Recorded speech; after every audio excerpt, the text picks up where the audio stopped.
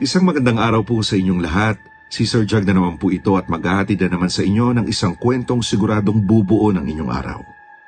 Kumusta na nga po pala kayo? Mga mahal naming listeners, umpisa na ng tag-ulan. At syempre kasabay noon, ang back to school era na naman ng mga estudyante natin dyan.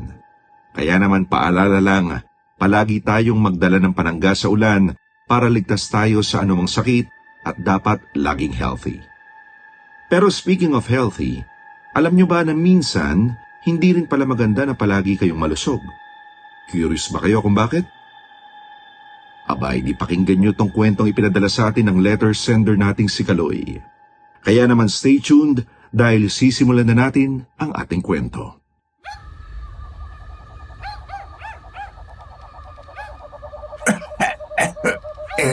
Teka, Kaloy. Apo, saan ang punta mo? Abi, kauwi mo lang galing pamamasada. Alis ka na naman. Gabi na iho, delikado na sa labas. Tatang, marami kasing pasahero ngayon eh. Alam niyo na, malapit na kasi ang piyesta dito. Kaya maraming nagbabakasyon ngayon. Sumaglit lang ho ako ng uwi dito sa atin para madala ko yung mga pang-maintenance nyo. Huwag ho kayong mag-alala sa akin. Kaya ko ang sarili ko, no? Ako pa ba? Yun na nga ang aking ikinababahala, Apo. Sunod-sunod ang piyesta. Alam mo naman, hindi ba? Kapag ganitong panahon, siguradong aatake na naman sila. Ay, tang naman. Alam naman ho nating pareho na hindi sila mag-aatake ng tulad ko. Binata, malakas, patikas, kayang-kayang lumaban sa kanila. Iba ho ang target ng mga yon. Kaya wag na kayong mag-alala dyan, okay? Hindi ako sigurado dyan, Kaloy. Kilala kita. Alam kong pangarap mong maging superhero. Kaya kinakabahan ako sa iyo eh. Ay, itong batang ito. Alam niyo, Tang, masyado na ako kayong praning eh. Hindi ko ako promise. Mahal ko pa ang buhay ko. Kaya hindi ko ipapahamak ang sarili ko para lang magtanggol ng kung sino-sino. Kasalanan na nila kung pupunta sila dito sa lugar natin nang hindi man lang inaalam kung ano bang meron dito. Kaya sige na ho, mamamasada na ako ulit. Alis na ko, Tang.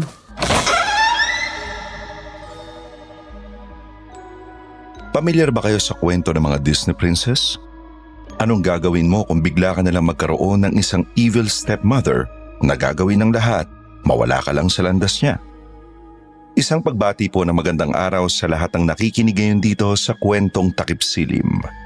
Tawagin niyo na lang ho akong Kaloy, 60 anyos, tubo mula sa isang probinsya dito sa Southern Luzon na ngayon ay naninirahan na sa syudad kasama ang aking pamilya.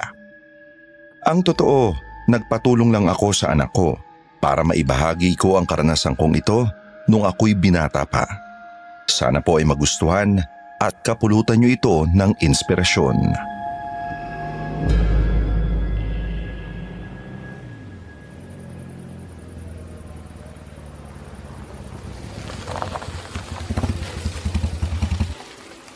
Uy, paring Kaloy. Oy pre, musta? Marami pa rin bang pasahero? Oo, ang lakas nga ng biyahe ngayon eh. Akala ko di ka na babalik. De, inuwi ko lang kay tatang yung pang-maintenance niya para makainom siya ngayong gabi. Ayos. May sakit pa ba si Lolo Mario? Inuubo pa eh, pero ayos naman na siya. Huwag kang mag-alala, malakas pa sa kalabaw yun. Mabuti naman kung ganon. Si nanay nga, nag-aalala rin kay Lolo Mario. Yun nga at may pinadala pang mga prutas. Nasa tricycle ko. Bigay ko sa'yo mamaya bago ka umuwi. Nako, dapat hindi na kayo nag-abala pa. Bibilhan ko rin naman talaga si tatay ng prutas eh. Alam ko namang hirap din kayo sa pera pare. Susunod ko ba? Wala yun. Sa laki ng utang na loob namin kay Lolo Mario. Maano ba namang mabilhan namin siya ng prutas? Kahit paminsan-minsan lang. Di ba? Kung hindi niya ako ginamot nung sanggol pa ako, baka wala ako ngayon. Asus, nagdrama ka pa dyan. Sige na, may pasahero na oh. Larga na! Ay, Ale, saan po kayo? Naku, pasensya na po ah. Hindi ko po kayo nakita kaagad. Yan, puro kasi daldal eh. Magandang gabi po. Ay, multo. Nako, pasensya na kung nagulat kita. Hindi ako multo. Ay, Sus Mariosep. Bakit kasi biglang-bigla ka nalang sumusulpot, Miss? Kinabahan ako sa'yo eh.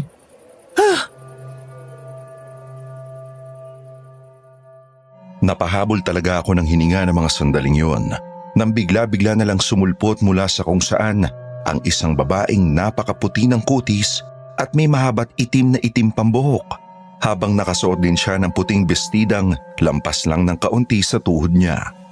Ang lakas ng kalabog ng dibdib ko dahil akala ko talaga noon multo yung lumapit sa akin. Kinarma yata ako dahil pinagtatawanan ko ang matalik na kaibigan kong si Oscar, samantalang ako rin pala hindi napansing may pasahero nang lumapit sa akin. Ngingisi-ngisi tuloy siya nung paandarin niya ang kanyang tricycle para ihatid yung pasahero niya.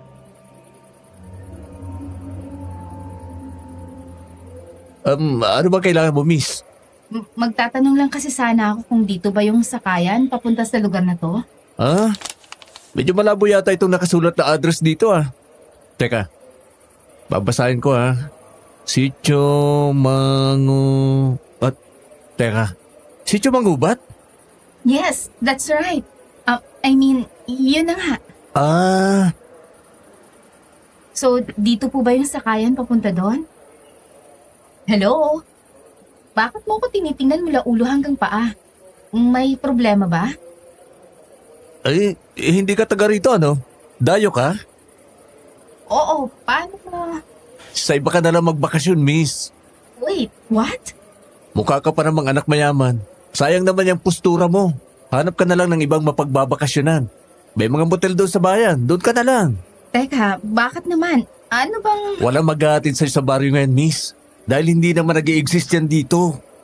Ano bang ibig mo sabihan, kuyang tricycle driver?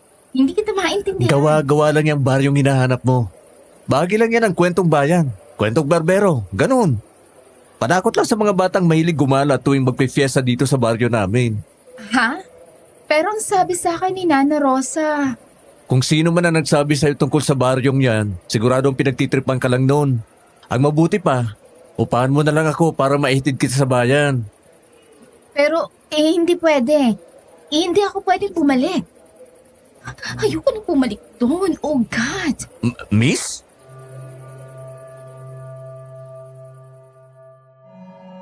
Medyo nagsalubong ang mga kilay ko nang makita kong parang natataranta bigla yung babae matapos kong sabihin sa kanya ang katotohanan tungkol sa Sitio Mangubat.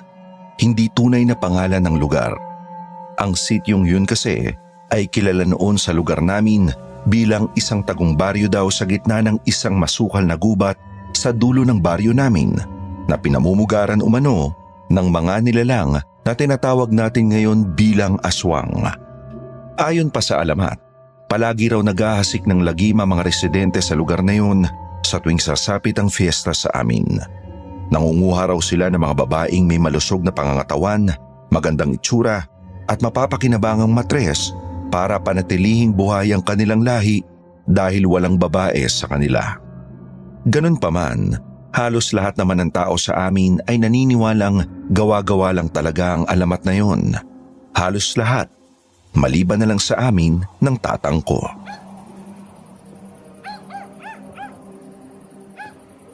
Kuyang tricycle driver, please, baka naman pwedeng tulungan mo ko mahanap ng lugar na to.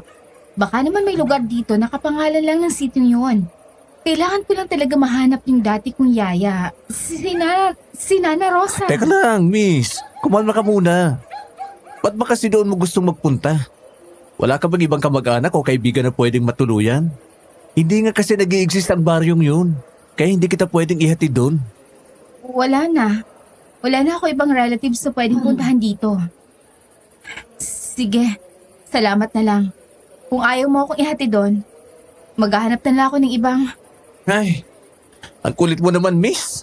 Sinabi ko na nga sa'yo, hindi nga nag-i-exist ang... Miss, saan ba punta mo?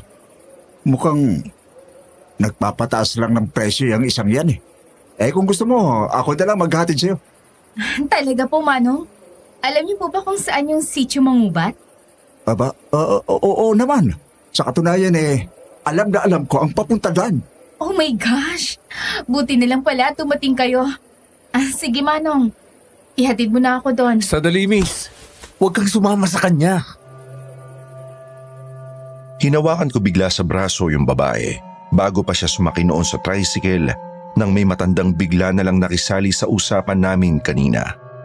ang lakas ng kalabog ng dibdib ko at ginawa ko noon ang lahat para pigilan ang sarili kong lingunin ang nasabing matanda. Halata sa mukha ng babae na nagtataka at medyo naiinis na rin siya dahil pilit ko siyang pinipigilang magpunta sa lugar na hinahanap niya ng mga sandaling yun. Pero hindi ko matiis na wala akong gawin, lalo na at nararamdaman ko ang matinding pagkulo ng hinturang nakakwintas sa leeg ko mula pa nung sumulpot yung matanda sa harap namin nang hindi ko man lang namamalayan. Bata, hayaan mo na akong ihatid tong dalaga sa pupunta niya. Mukha naman ang lugar talaga namin ang sadya niya dito eh. Taga doon po kayo sa sitio Mangubat, Manong? Oy ha, ganun na nga. Sa katunayan narinig kong hinahanap mo si Rosa, hindi ba? Kilala ko siya. Oh my gosh, talaga po. Thank God. Ang mabuti po ko, Manong. Ihatid yun na ako. Tara na ho. Pero, miss, Iyo, hindi mo naman siguro gustong magkasira pa tayong dalawa, hindi ba? Hayaan mo na siya at ako ang bahala sa kanya. Ari ka na, Iha. Sumakay ka na at masyado nang lumalalim ang gabi. Nakaramdam ako ng paninigas ng katawan nang sabihin sa akin yon ng matanda. Hindi man gaanong halata dahil sa tono ng pagkakasabi niya, pero alam kong may pagbabanta sa likod ng nakangiting mukha niya ng mga sandaling yon.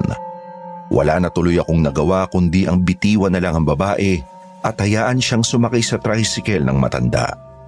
Ako na lang ang natitirang nakapila at nag-aabang ng pasahero noon sa bukana ng baryo namin, kaya nagdalawang isip talaga akong pumalag.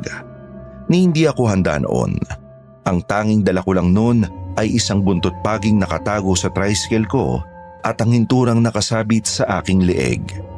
Sino ba naman kasi ang mag-aakalang makakadaupang palad ko bigla ang isa sa mga residente ng Sitio Pula, isang gabi bago ang fiesta sa baryo namin.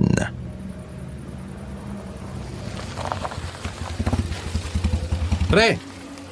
O ba't tulala ka yata dyan? ikaw pala, Oscar? Wala to. May iniisip lang ako eh. Sino? Yung pasahero mo kanina? Grabe pre, ang ganda nun ah. Maputi, makinis. Ang ganda pa ng katawan. Artista ba yun? O bakasyonista? Ewan ko. Hindi ko kilala eh. Nagtanong lang naman sa akin ng direksyon. Sa iba siya sumakay. Ha? Sayang. Kinuha mo na sana yung number o kaya naman ikaw na sana ang nag-attend. Naunahan ka patuloy ng iba. Bihira lang tayo magkaroon ng ganong kagandang pasahero, no? Teka lang pare ha. May pupunta lang ako saglit. Ha? Saan ka naman pupunta? Ang haba ng pila natin, no? Sayang yung mga parting na pasahero. Siguradong dadagsa na yun maya-maya lang. 7:00, dadaan ang susunod na bus. Galing sa bayan, di ba? Importante lang talaga to pare. Kayo na muna ang bahala dito ha. Saglit lang ako. Babalik din ako kagad.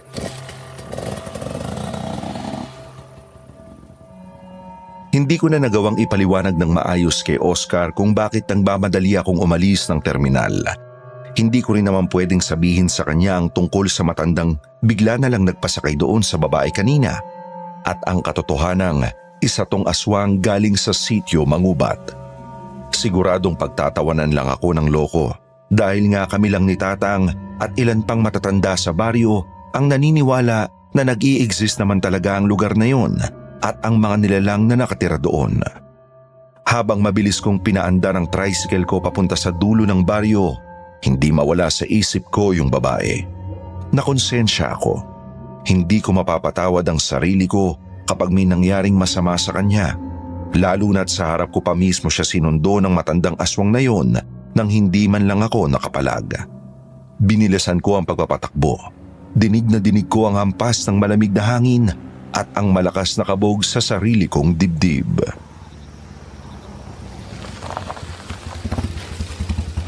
Hanggang dito na lang tayo, Iha.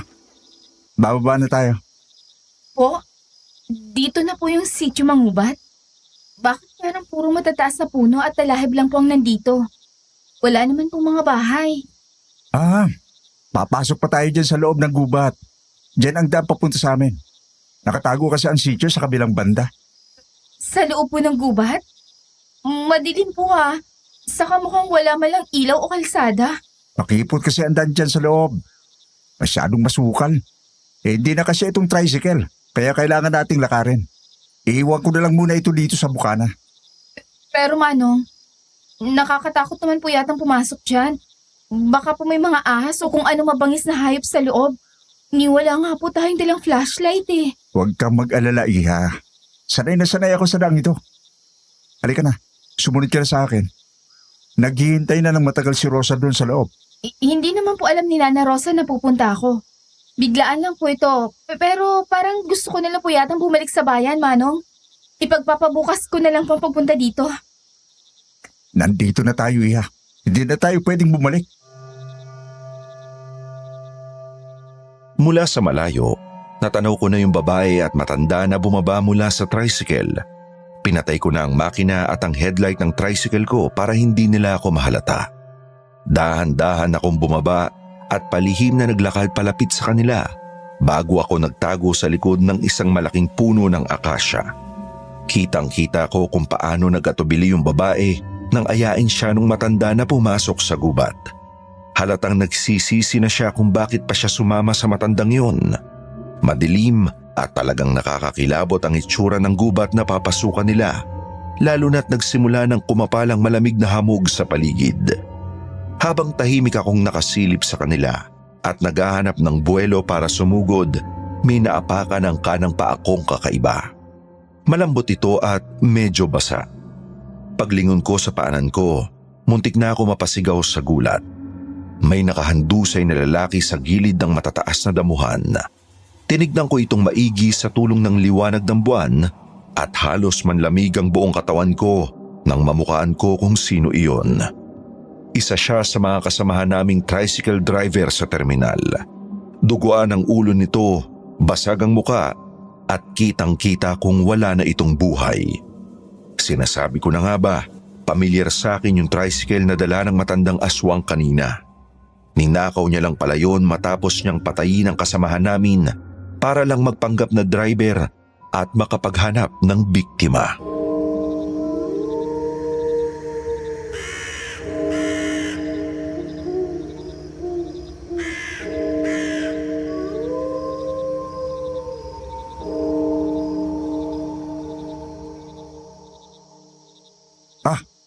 May tao ba dyan? Sino yan? Ano pong nangyayari? Ako to. Lumayo ka sa kanya, tanda. Kuyang tricycle driver? Anong ginagawa mo dito? Sinusundan mo ba kami? Ikaw naman talagang bata ka.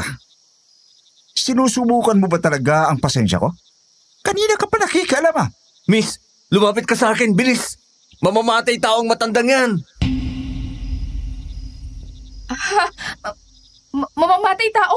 Anong ibig mong sabihin? Gusto mo bang matulad doon sa lalaki nakahandusa dyan sa damuhan? Sige, silipin mo para mapatunayan mong totoo ang sinasabi ko. Ninakaw niya lang ang tricycle na sinakyan mo kanina pagkatapos siyang patayin ang may-ari noon. Oh my God! Patay! May patay! Yan ang hirap sa inyong mga taga-syudad eh. Hindi kayo marunong makinig sa babala. Ang tigas ang ulo mo, miss. Masyado ka matapang bata. Sayang ang buhay mo. Dapat ay nananahimik ka lang sa terminal nyo.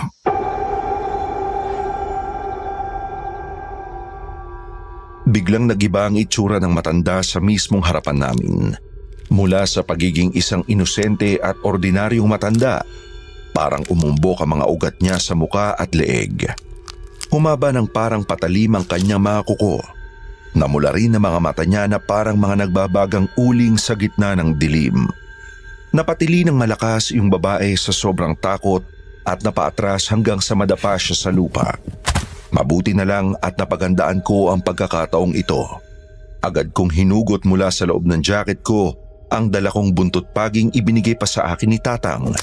Sabi niya, ito daw ang pinakamabisang panlaban sa mga aswang mula sa sitio Mangubat, lalo na't babad ito sa langis na binasbasan pa niya mismo tuwing Biyernes Santo, ganun din sa benditadong tubig.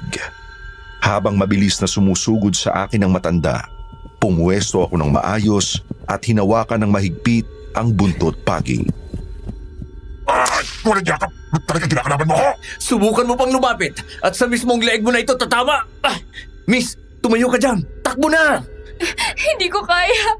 Nanghihina na ang mga tuhod ko. Hindi ako makatayo. Diyos ko naman, miss. Ngayon ka pa talaga inaatake ng arte sa katawan? Halika na, tumayo ka dyan kung gusto mo pang mabuhay. Hindi kayo makakalis dito ng buhay. Wala pa nakakatakas sa sityo Manggubat. Mga kasama, luwas kayo. May pagkain tayo dito. Oh my God! Oh my God! Ano bang klaseng mga nilalang yan? Bakit po kasi silang mga halimaw? Ano bang klaseng lugar ito? Mga aswang yan.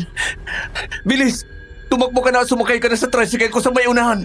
Susunod ako sa'yo dito sa likod para hindi ka nila masugod. Paano ka? Baka abutan ka nila. Ako na bahala sa sarili ko. Huwag ka nang maarte dyan. Sakay ka na sa loob. Bilis!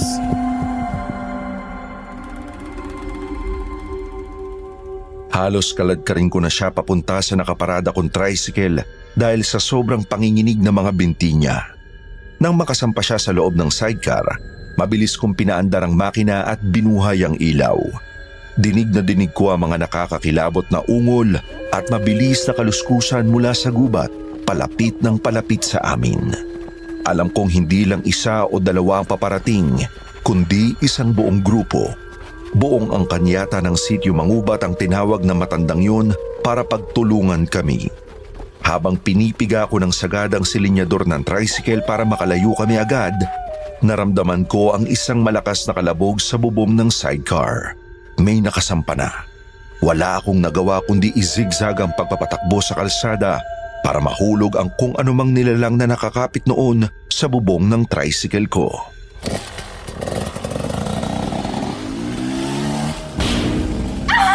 Kuya! May nakakapit sa bubong!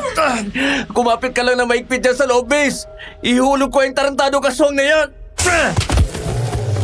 Ayun, laglag ka ngayon sa kalsada, gago. Kumusta ka dyan sa loob, miss? Ayos ka lang ba? Nasugatan ka ba? Okay lang ako.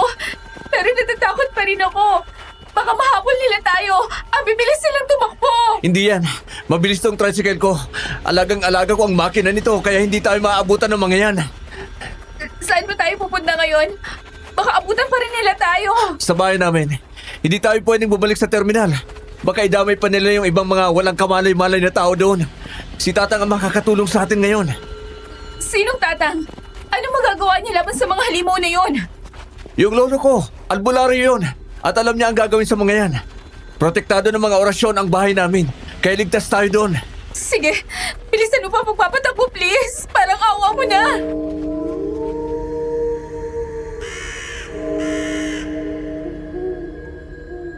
Walang tigil ang kaba sa dibdib ko habang binabaybay namin ang madilim na kalsada pabalik sa baryo. Pinasibad ko ng gusto ang tricycle. Hindi ko na ininda mga lubak hanggang sa makarating kami sa mismong bakuran namin. Mabuti na lang at buhay pa ang ilaw sa labas ng bahay kubo at kitang-kita kong nakabukas pa ng kaunti ang bintana ni Tatang.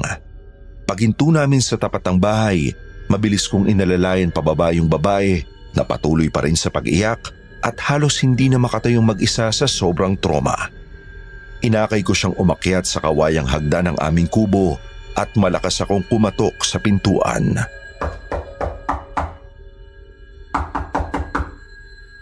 Tatang! Tatang, gising ho! Buksan niyo ang pintong to! Ako to, si Kaloy! Sandali lang. Andiyan na. Nagmamadali ka namang bata ka.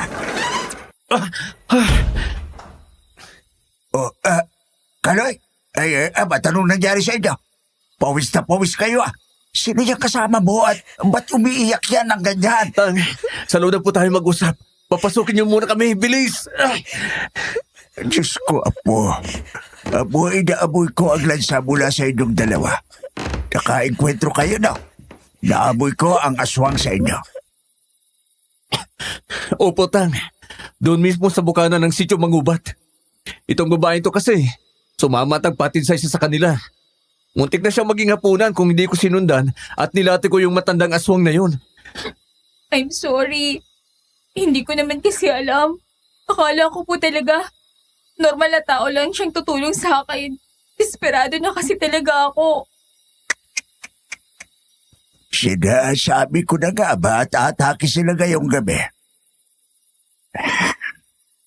Halika, Iha. Maupo ka muna dito sa silya at huwag ka nang umiyak. Thank you po. Anong pangalan mo, Iha? Ako po pala si Olivia. Ako naman si Mario at eto namang apo kong si Kaloy. Eto ang isang basong tubig. Inumin mo muna para mahimasmasan ka kahit papano. Kaloy, kumuha ka nga ng asin at bawang dyan sa kusina. Ikalat mo sa mga bintana at pintuan natin. Bilis! Huwag mong tipirin! Opo, Tang. Sa tingin niyo ba, nasundan nila kami? Wala pa na bang nakakapasok sa bakura natin? Pero ramdam kong umaaligid sila sa labas. Kailangan natin mag-ingat at ihanda ang bahay. Wala na akong sinayang na oras pa. Kumuha agad ako ng isang malaking mangkok ng asin at maraming butil ng bawang mula sa garapon sa kusina. Mabilis kong ibinudbod ang mga ito sa lahat ng labasan ng bahay namin, sa mga gilid ng bintana, sa ilalim ng pintuan at maging sa mga siwang ng sahig na kawayan. Habang ginagawa ko yun, naririnig ko ang mahihinang pag-ungol at mga kakaibang kaluskos mula sa labas ng bakura namin, pati na rin ang pagkalantog ng mga dahon sa mga puno ng saging sa paligid. Ramdam na ramdam ko ang matinding tensyon, pero nakalma ako kahit papano nang makita kong nagsindi na ng itim na kandila si Tatang sa harap ng kanyang maliit na altar at nagsimulang umusal ng orasyon sa wikang Latin. Si Olivia naman, nakayuko lang sa kawayang bangko sa salas, hawak ng mahigpit ang baso ng tubig habang pilit na pinapakalma ang sarili mula sa panginginig.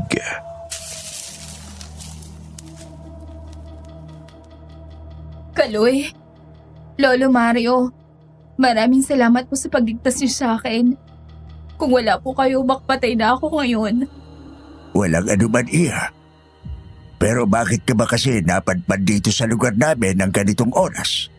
Wala namang totoong sityo magubat na pinupunta ng mga ordinaryong tao. Pinamumugaran yun ng mga aswang. May nagturo lang po sa akin eh. Ang sabi po kasi ng stepmom ko, dito raw po umuwi si Nana Rosa, yung dati kong yaya mula pagkabata. Ang sabi po niya, si Nana Rosa lang daw po ang nakakaalam kung paano magagamot ang daddy ko. Ay, malubha po kasi siyang sakit ngayon. Ang sabi niya, magaling daw po ang albularya si Nana Rosa at kaya niyang pagalingin ang daddy ko.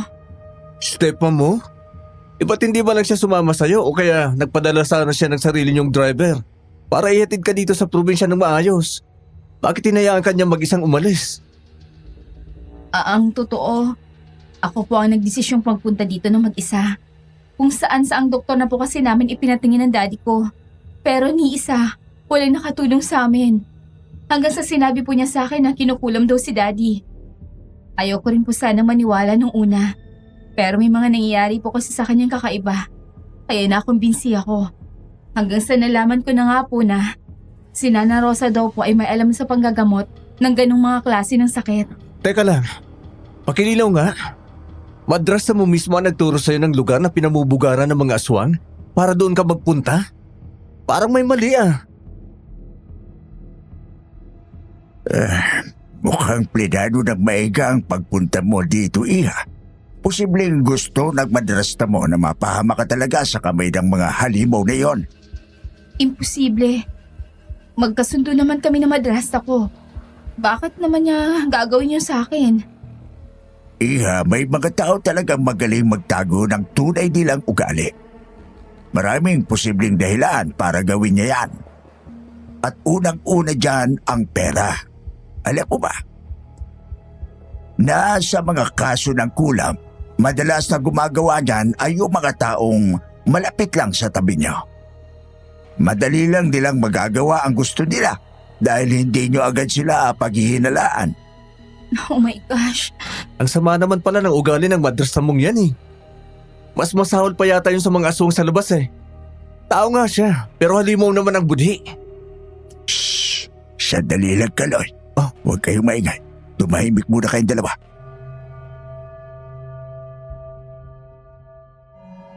Biglang itinaas ni Tatang ang kanang kamay niya, senyales na tumahimik kaming dalawa.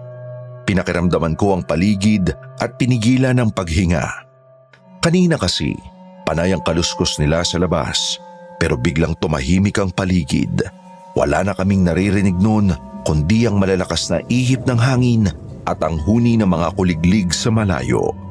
Hindi ko alam kung nakaalis na ba ang mga aswang na sumunod sa amin mula sa gubat o kung nag-aabang lang sila ng pagkakataon sa dilim para umatake. Nakatingin lang kaming dalawa ni Olivia kay Tatang habang dahan-dahan itong naglakad palapit sa bintana. Maingat na sumilip sa maliit na awang ng kawayan para tingnan ang sitwasyon sa labas ng bakuran namin.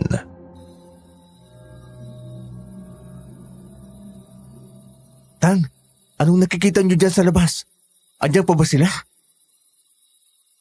Wala na. Umatras na sila. Siguro, niramdaman nila ang harang na ginawa ko. Ligtas na tayo pansamantala. Thank God. Akala ko po talaga, tatapusan ko na ngayong gabi. Hindi ko na alam ang gagawin ko. Ligtas ka na dito sa bahay namin, Olivia. Ako na bahala sa'yo.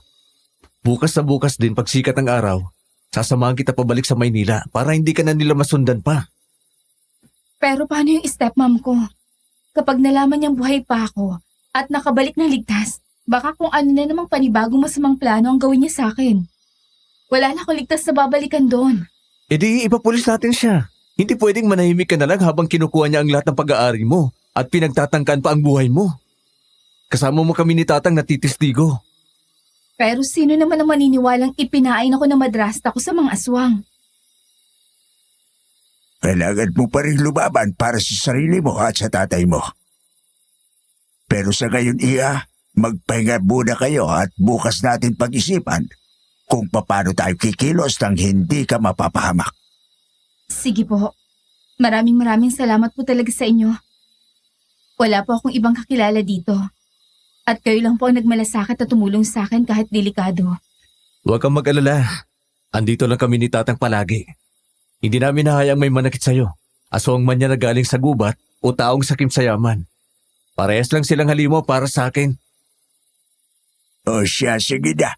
Masyado nang mahaba at nakakapagod ang gabing ito. Dito ka na sa kwarto ko matulog para komportable ka, Iya. Doon na lang muna kami ni Kaloy sa kwarto niya. Magpahinga ka na.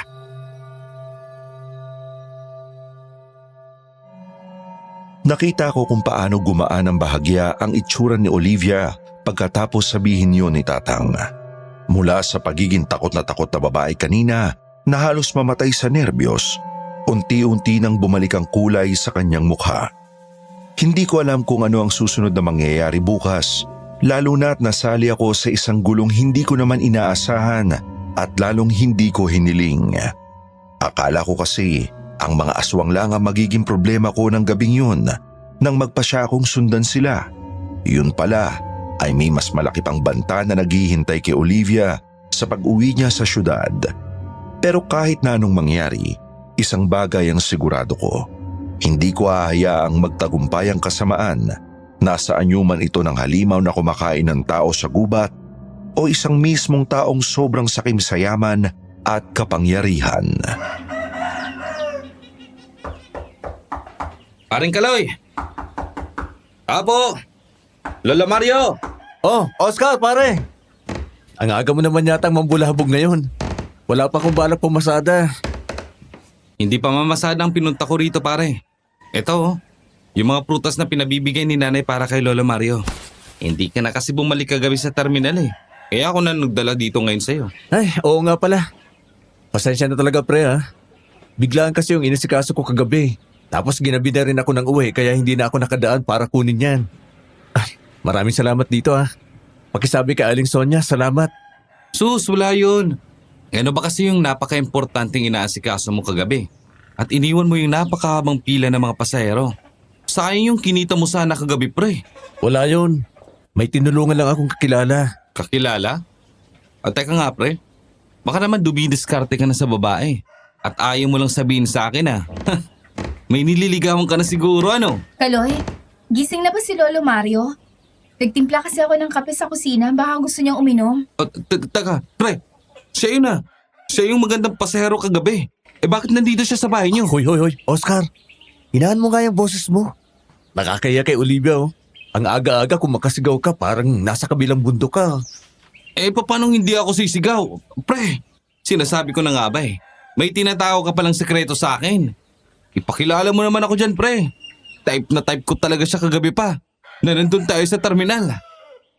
Si Raulo ko talaga. Bisita namin siya, pre. Olivia, pasensya na dito sa kaibigan ko ha. Ito nga pala si Oscar, kasamahan ko sa pamamasada. Oscar, si Olivia. Hello, Oscar. Nice to meet you. Nako, ang ganda-ganda mo naman talaga. Lalo na sa malapitan, Miss Olivia. Pero teka lang ha. Paring Kaloy, paano nga ba dito napunta sa inyo si Miss Olivia? Di ba, sabi mo, hindi ikaw ang sinakyan niya kagabi? Ano kasi, Oscar? Tinulungan lang ako ni Nakaloy at Lolo Mario.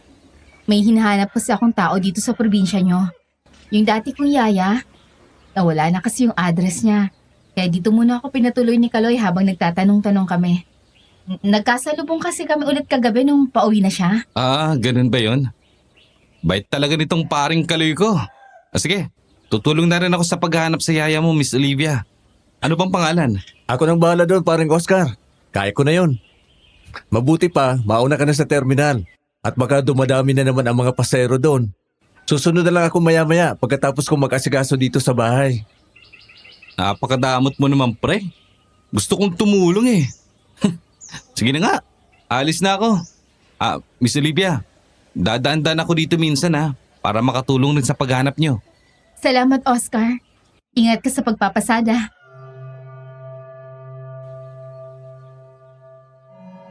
Muntik na akong pagpawisan ng malamig dahil doon sa panguusisa ni Oscar. Buti na lang at mabilis mag-isip itong si Olivia, kaya siya na mismo ang gumawa ng palusot.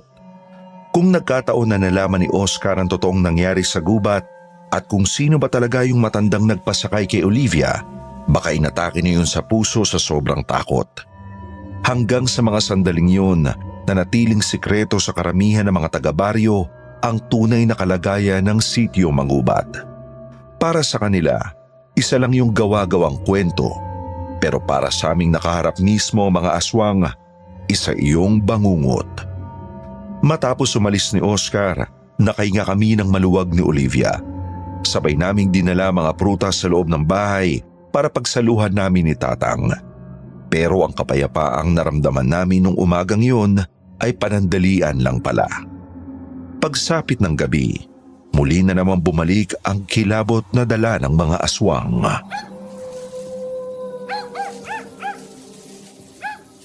Kaloy, naririnig mo ba yun? Nandiyan na naman sila sa labas. Narinig ko, Olivia. Huwag kang lalayo sa akin. Dito ka lang sa tabi ko. Hayaan nyo lang sila dyan. Pwede makakapasok ang mga yan dito sa loob ng bahay natin. Lolo Mario, baka po sirain nila yung pinto o yung mga bintana. Ang lakas po ng kaluskos nila sa pader. Parang kinakalpot nila yung kahoy. Matibay ang harang na iniligay ko dyan. Bakod dyan na may mga pananggalang mula sa mga banal na salita at orasyon. Hanggat hindi kayo lumalabas ng bahay, wala silang magagawa kundi ang umaligid. Ang lalakas ng loob nila magparamdam. Tatang, hindi ba nila alam na nandito kayo? Kilala na kayo ng mga aswang dito sa probinsya natin Alam nila kung sino ako, Kaloy. At alam din nila kung sino ka. Iyon ang dahilan kung bakit hanggang sa labas lang sila at hindi nila tayo pinipilit sugurin dito sa loob. Bakit po? Ano po bang meron at mukhang takot sa inyo ang mga aswang? Pati kay Kaloy. Apo ko yan, Iha. Dugo ng albularyo ang nananalaytay dyan. Alam nilang kapag ginalaw nila, nang direkta ang kadugo ko. Magkakaubusan kami ng lahi. At takot na takot silang mangyari yon. Nung una kasi, nung nandun pa tayo sa bukana ng sitio Mangubat, mukhang hindi agad ako nakilala nung matandang aswang na yon. Pero nung ilabas ko yung latigo, doon niya na-realize na apo ako ni Tatang. Kaya pala galit na galit siya sa'yo. Pero hindi siya makalapit nung tinakot mo siya. Kasi kilala nila ang pamilya nyo. Ganun na nga. Kaya ligtas tayo dito sa ngayon. Matulog na kayo at ako nang bahalang magbantay at magpatuloy sa orasyon ngayong gabi. Wala silang makukuha dito. Lumipas ang ilang gabi na ganun ang palaging eksena sa bahay namin. Tuwing sasapit ang 12:00 ng hating gabi, nagsisimula na ang kakaibang ihip ng hangin at ang sunod-sunod na pag-alulong ng mga aso sa malayo. Rinig na rinig namin ang mabibigat na yabag sa labas ng kubo namin, pati na rin ang matatalas na kuko na parang kinakaskas sa mga dingding na kawayan. Minsan, nakikita pa namin ang mga anino nilang palakad-lakad, sumisilip at naghihintay ng pagkakamali namin. Pero dahil sa patuloy na pag-usal ni Tatang ng kanyang mga latin at sa mga nakasabit na bawang, asoge at buntot pagi, hindi talaga sila makatungtong sa mismong loob ng bahay. Batid din ng mga aswang ang panganib kung susugod sila ng basta-basta. Kilala si Tatang bilang pinakamagaling na albularyo sa buong probinsya namin noon. At dahil apo niya ako, alam nilang taglay ko rin ang proteksyon ng aming lahi. Akala namin mapapagod din sila kinalaunan at titigilan na kami. Pero nagkamali kami. Dahil hindi nila makuha si Olivia sa amin, naganap sila ng ibang paraan para iparating ang kanilang mensahe.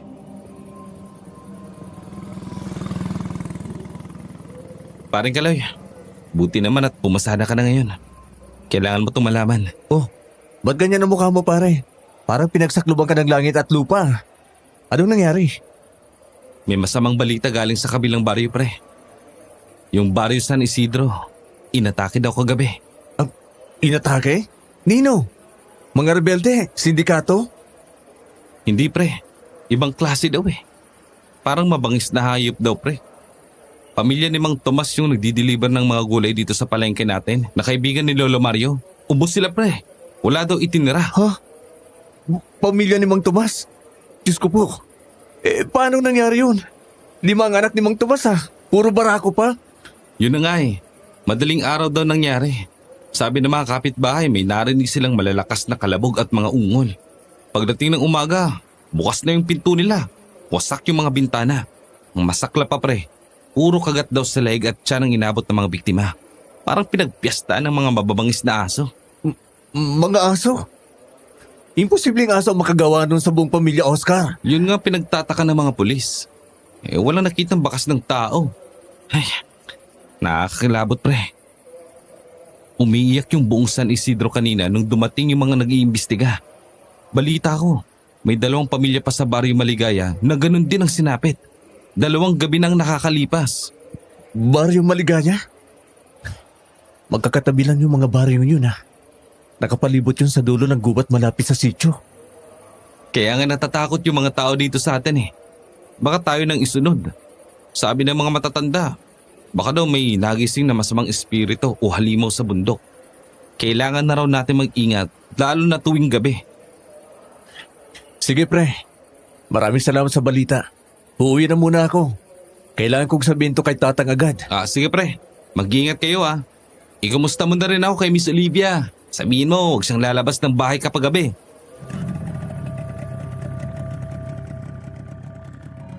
Halos mamanhid ang buong katawan ko nang marinig ko ang ibinalita ni Oscar. Hindi ko na inintay pa na may sumakay na pasahero. Pinaandar ko agad ang tricycle ko pauwi sa amin. Alam ko sa sarili ko na hindi basta-basta hayop ang gumawa ng massacre na yon sa karatig baryo namin. Mga aswang ang may kagagawa noon. Nag-aasik sila ng lagim sa mga inosenteng tao dahil hindi nila makuha ang gusto nila sa bahay namin. Isa yung malinaw na banta. Isang mensahe na kung hindi namin ibibigay sa kanila si Olivia, mas marami pa silang buhay na kukunin kapalit niya. Pagdating ko sa bahay, naabutan ko sina Tatang at Olivia sa salas. Nanginginig ang boses ko habang ikinukwento ko sa kanila ang balitang dala ko mula sa terminal.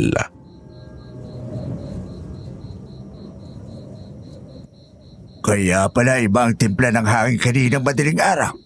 Amoy dugo. Ginagawa nila tong panakot sa ating Kaloy. Lahat ng pamilya ginalaw nila. Mga pamilya yon na may miyembrong manunugis. Nakatulong kong pumatay ng aswang nung araw. Ang dami nilang pinatay, Tatang. Ibig sabihin, kung hindi natin ibibigay si Olivia, uubusin nila ang mga tao sa paligid natin. Oh my God. Kasalanan ko to. Ako ang gusto nila, di ba? Kaloy, kung isuko niyo nila ako sa kanila, Baka sakaling tumigil na sila sa pagpatay ng mga inosenteng tao. Ano ba yung sinasabi mo, Olivia? Hindi ka namin isusuko sa mga limaw na yon. Kung gawin namin yon, edi para na rin kami naging kasabwat nila. Pero ang daming namamatay ng dahil sa akin.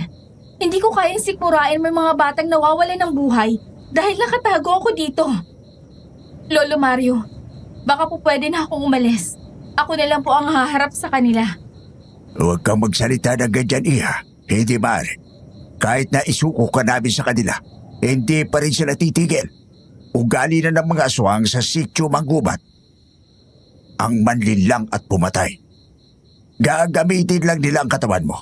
Pero hindi ibig sabihin nun ay patatawarin na nila kami sa ginawa naming pagtatago sa iyo.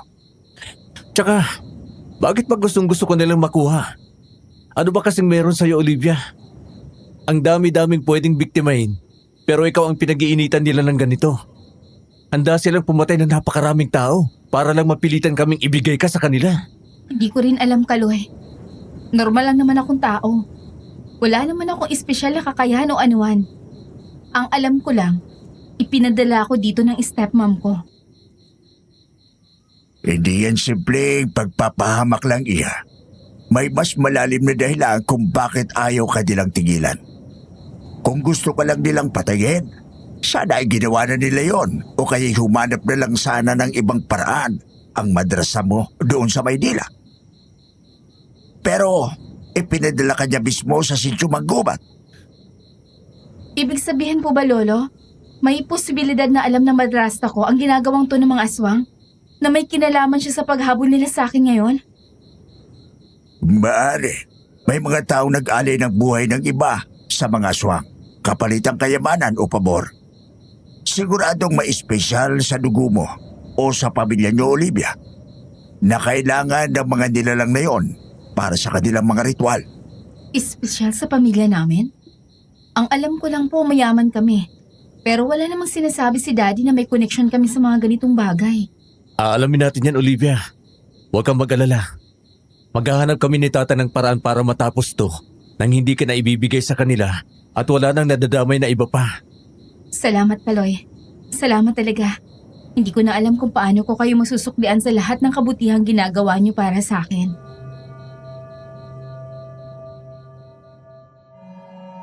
Habang lumilipas sa mga araw, mas lalo ko lang nakikilala si Olivia. Hindi lang siya basta isang maganda at mayamang babae galing sa syudad. Sa likod ng postura niyang halatang galing sa magandang pamilya, nakita ko rin ang lungkot sa mga mata niya dahil sa mga pinagdaanan niya. Madalas kaming mag-usap sa likod ng bahay namin tuwing hapon bago lumubog ang araw at bago magsimula ang pagbabantay namin. Kinukwento niya sa akin ang pangarap niya at kung gaano niya kagustong magkaroon ng simpleng buhay na malayo sa gulo. Unti-unti, nararamdaman kong nagbabago ang tingin ko sa kanya. Wala hindi ko na rin magawang pigilan ang sarili ko dahil huli na nang mapagtanto ko iyon. Hindi ko na lang siya basta tinutulungan dahil naaawa ako sa kanya, kundi dahil naging mahalaga na siya sa akin. Ganoon din siguro siya sa akin dahil nakikita ko ang mga ngiti niya sa tuwing pinapatawa ko siya. Pero sa kabila ng lahat ng iyon, alam naming pareho na hindi pa tapos ang problema namin. Habang tumatakbo ang mga araw, mas lalong nararamdaman ni Tatang na nag-iipon ng lakas sa mga aswang para sa isang malaking pag-atake na posibleng hindi na kayang pigilan ng aming mga harang.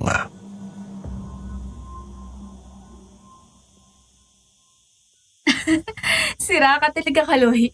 Naniniwala na sana ako sa kwento mo eh. Ang seryoso mo kasi masyado Naututuloy kita. Ang dami mong alam na kalokohan, no? Pero thank you Kahit papaano, nakakalimutan ko yung takot kapag nagkukwento ka ng ganyan. Yun naman talaga ang gusto ko, Olivia. Ang makita kang nakangiti. Lalo ka kasing gumaganda kapag nakangiti ka.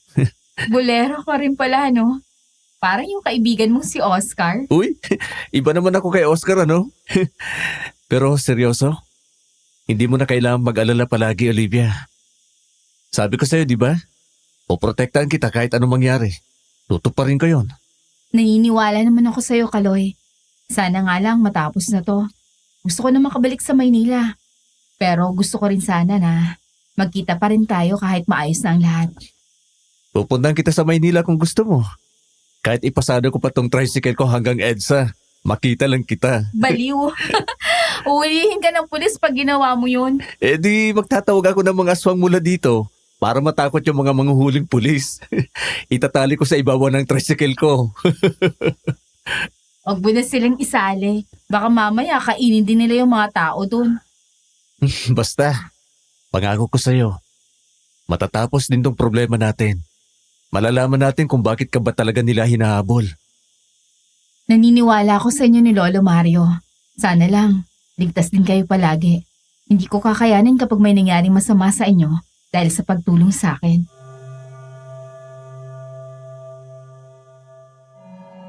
Sa mga sandaling yun, parang tumigil ang oras. Habang nakatingin ako sa mga mata niya, nakita ko kung gaano siya katotoo. Nagkatitigan kami ng matagal at naramdaman ko ang isang di pamilyar na bilis ng tibok ng puso ko. Sino ba namang mag-aakala na sa gitna ng pagtakas namin mula sa mga halimaw at sa napipintong panganib, makakahanap pa nga kami ng pagkakataon na magkalapit ang mga loob namin. Pero agad din kami binasag ng realidad. Dahil pagpasok namin sa loob ng bahay ng dapit hapong yon, nakita namin si Tatang na nakaluhod sa tapat ng kanyang maliit na altar. Nakapikit siya at pinagpapawisan ng malapot. Nag-iiba ang kulay ng mga kandilang nakasindi sa harap niya. Mula sa pagiging kulay kahel, naging kulay pula ang apoy. Senyales na may napakalakas na itim na mahika ang sinusubukang basagin ang proteksyong ginawa niya sa paligid.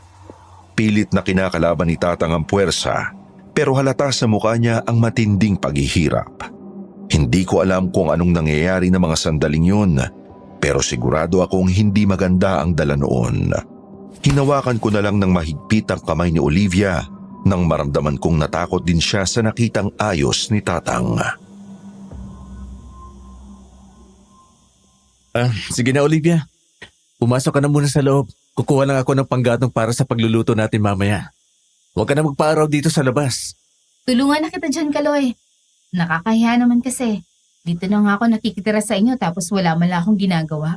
Pabigat pa ako. Huwag na nga sabi. Hindi ka naman sanay sa mga ganitong gawain eh. Baka masugatan pa yung mga kamay mo. Ako pa ang pagalitan ni Tatang niyan mamaya. Pero Ako na nga sabi. Ayoko mapapagod ka. Ano? asus? Ayan ka na naman eh.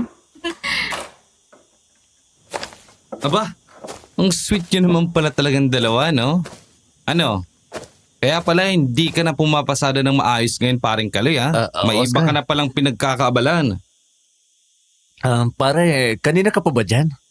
Bakit hindi ka malang tumatawag muna sa labas bago ka pumasok dito sa bakura namin? Ayos na nga yun eh. Nakita ko tuloy kung gaano kalagkit magtinginan kayong dalawa. Bakit? Nakakaabala ba ako sa inyong dalawa, ha? Hindi naman sa ganun, Oscar. Tutulungan ko lang sana si Kaloy na maghanap ng panggatong. Pasensya na kung ibang naging dating sa'yo.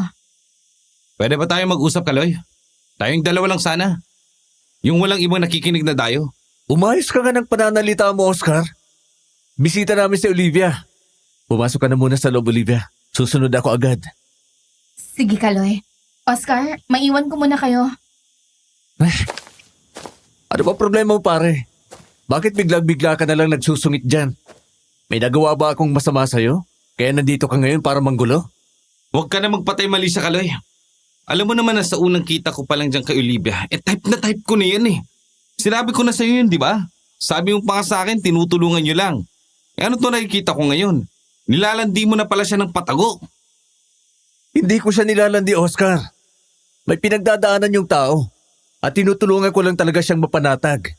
Huwag mong lagyan ng mali siya ang lahat ng nakikita mo, pwede ba? Huwag bigyan ng mali siya. Pare, hindi ako bulag. Nakita ko kung paano mo siya titigan. Nakita ko kung paano kang ngumiti sa kanya kanina. Akala ko ba magkaibigan tayo? Akala ko ba walang gaguhan? Alam mo namang gusto ko yung babae tapos inunahan mo pa ako? Trinaydor mo ako, pare. Oscar, hindi naman gamit si Olivia na pwede nating pag-agawan. Tao siya at may sariling isip at damdamin. Pwede ba nating hayaan na siya na lang ang mamili kung sino ang gusto niyang maging malapit sa kanya? Isa pa, hindi rin naman siya pag-aari ng kahit na sino sa ating dalawa. Kaya huwag kang umastang para may relasyon na kayo. Ah, ganun. Eh di lumabas din ang totoo. Gusto mo rin talaga siya. Sa bagay, ikaw naman palagi ang bida, di ba? Ikaw yung apo ng magaling na albularyo. Ikaw yung matapang. Ikaw yung palagi nakakuha ng atensyon ng lahat. Sige, Kaloy. Sige na siya. Bahala na kayo sa buhay nyo. Magsama kayo.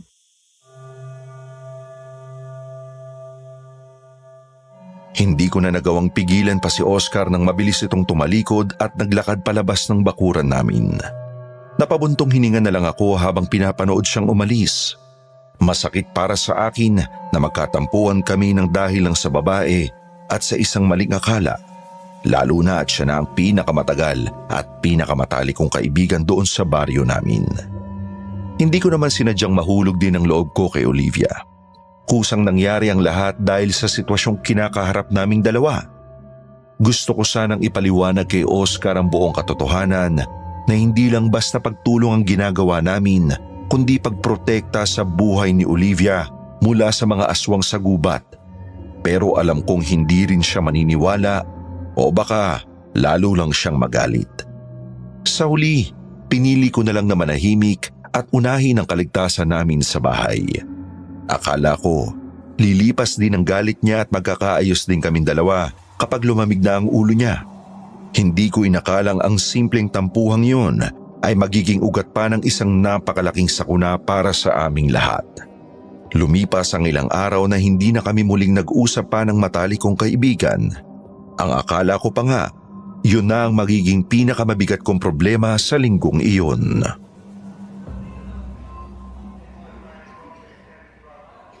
Ay, Diyos ko! Bakit niyo po inayaang mangyari sa anak ko ito? Bakit siya pa? Anong kasalanan namin sa inyo? Bakit inayaan niyong mangyari ito sa kanya? Totoo ka ba talaga? Sonia, kalmahin mo lang loob mo. Ay huwag mong sisihin ang Diyos sa mga nangyayari. Bakit hindi, Mang Densyo? Bakit hindi ko siya sisisihin? Marami nang sunod-sunod na namamatay dito sa lugar natin. Kung totoo siya, bakit niya inayaang mangyari ang lahat ng yon? Ang lahat na nangyayari ay may dahilan, Sonia. Paghunos dili ka. Hayaan mong gawin ng mga otoridad ang trabaho nila. Ay pasasaan ba't mabibigyan din ng hustisya ang anak mo? Hindi ako naniniwala sa hostisya. Hanggang ngayon, wala pa rin nagiging balita sa mga kaso ng naunang patayan sa mga karatig baryo natin. Kaya siguradong ganun din ang mangyayari sa anak ko. Ay, ang mabuti pa mga kasaba. Alalayin niyo muna tong si Sonia. Ay baka babayay kung mapano pa siya. Painumin niyo muna ng tubig para kumalba. Maiwan ko muna kayo, tatawain ko si Kapitan para malaman niya ang tungkol dito. Hindi ko kayo kailangan. Ang anak ko ang kailangan ko. Ibalik niyo siya sa akin. Ang anak ko. Ang anak ko. Mang Densyo, ano po nangyayari? Bakit may nag-iiyakan doon sa kanto? May aksidente po bang nangyari? Hindi aksidente, Kaloy. May natagpuan kasing patay dyan sa may sapa. Malapit doon sa may kawayanan natin. Taga rito po sa atin? Sino daw po? Yung anak na bunso ni Sonia. Yung 14 anyos na lalaki. Kagabi pa daw kasi nawawala yon. Tapos kaninang umaga lang nakita na nandun na sa sapa na walang buhay. Diyos ko po. Ano daw pong ikinamatay ng bata? Nalunod po ba doon sa sapa? Hindi pagkalunod ang ikinamatay ng bata, Kaloy. Wasak ang daig. Pati yung tiyan, may parang winakwak ng isang malaking hayop. Walang natirang lamang loob. Katulad daw nung nangyari doon sa kabilang baryo. Nung nakaraang linggo lang. Unyemas, mukhang nakapasok na sila dito sa baryo. Hindi pwede to. Sige ho, kailangan ko na ho palang umuwi. Salamat po sa balita, Mang Densyo. Mag-iingat ho kayo. Sige, Kaloy, mag-iingat din kayong dalawa ng Lolo Mario Boha. Kayo pa naman ang huling takbuhan naming mga taga rito.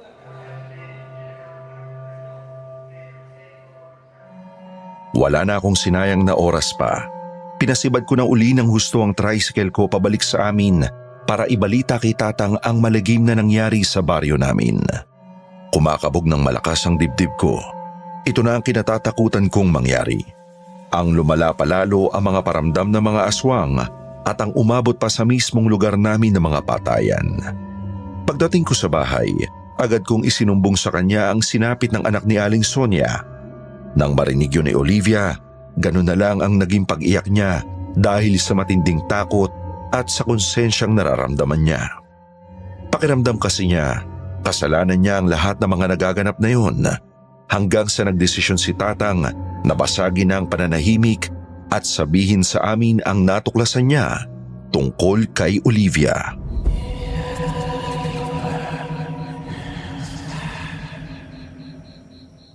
Tatang, totoo po bang narinig namin? Binalikan niyo ang nakaraan ni Olivia? Ganun na nga. Matagal ko na rin pinag-aralan kung bakit ganun na lang katindi ang pagnanasa ng mga aswang na makuha siya. Hanggang sa nagawa ko rin sa wakas na balikan ang kanyang nakaraan sa pamamagitan ng panaginip mula sa aking mga orasyong kagabi. Ano po nakita niyo doon, Lolo Mario? May nagawa po ba akong kasalanan sa kanila noon kaya gusto nila akong kunin ngayon? Iya, ang tunay mong ina ay hindi isang ordinaryong tao. Siya ay kalahating aswang na nagmula mismo sa tribong nakatira sa Sitio Magubat. Ho? Tatang, sigurado po ba kayo dyan sa sinasabi niyo? Kalahating aswang ang nanay ni Olivia. Bakit po itong si Olivia? Normal na tao lang naman at walang bahid ng pagiging aswang. Hindi ba dapat na ipasa sa kanya yung pagkaaswang kung ganon? Iyan din ang unang inisip ko, Kaloy. Pero sa nakita ko sa aking panaginip, naging ganap na tao ang ina ni Olivia bago pa man niya ito ipinagbuntis noon. Ang mami ko? Pero paano po nangyari yon? Sumailalim siya sa isang matinding ritual para tuluyang alisin ang pagiging aswang sa kanyang dugo. Ginawa niya yon para makapamuhay siya ng normal, kaya hindi mo naman ang pagiging aswang mula sa kanya, iha. Kung gano'n naman pala bakit tinahabol pa rin siya ng mga aswang hanggang ngayon?